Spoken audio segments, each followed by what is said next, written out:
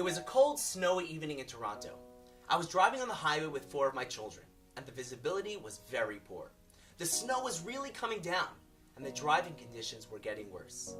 Suddenly, I skidded. The car spun out of control. We braced for impact as cars collided into each other.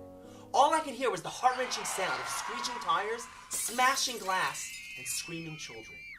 What was probably 3 seconds seemed to last for an eternity. Everything came to a standstill, and thank God, miraculously, everyone was okay. But then suddenly I noticed black smoke pouring out from under the hood. The car looked like it was about to go up in flames. I quickly grabbed all the kids from the back of the car and ran off the side of the highway.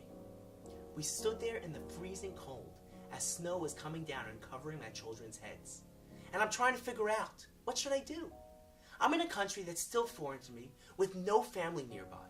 It'll be hours before this is cleared up. Who can I call? I felt lost, abandoned.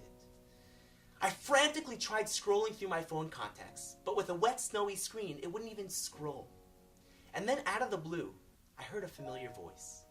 It was a woman from my community that just loves my kids and just happened to be driving by. She quickly loaded up all my children into her SUV and drove off. And just like that, my kids were whisked away in a warm car, heading home to their mother. In a split second, my somber feelings of hopelessness disappeared. My world went from darkness to light. The Jewish people were slaves in Egypt for 210 years. All any child, parent, or grandparent ever knew was a life of slavery. It was a cold, dark, hopeless existence. And then suddenly, redemption and freedom. But it wasn't just Egypt. Throughout our entire Jewish history, we experienced persecution and destruction. This was Rome, Greece, Babylon, Germany, France, Italy. 3,000 years of crusades, Cossacks, conversions, inquisitions, pogroms, massacres, ghettos, holocausts. And at each horrific time, we felt lost. We felt broken, hopeless. But at each time, our hopelessness was replaced with light and redemption. From sadness to serenity. Mark Twain asked, "What's the secret of the Jews' immortality?" And the answer is that God made a promise. He promised that He will never let His children disappear. On Passover, we remember God's love. We remember that despite our national or personal pain, He will take us out and He will save us.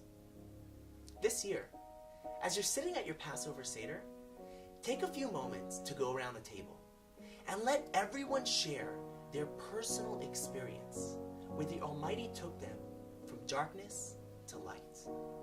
Thank the Almighty for saving us then as a nation and for His ongoing miracles today. And whatever pain, challenge, or obstacle you're facing now, just know that this too shall end and He will take you out. Happy Passover.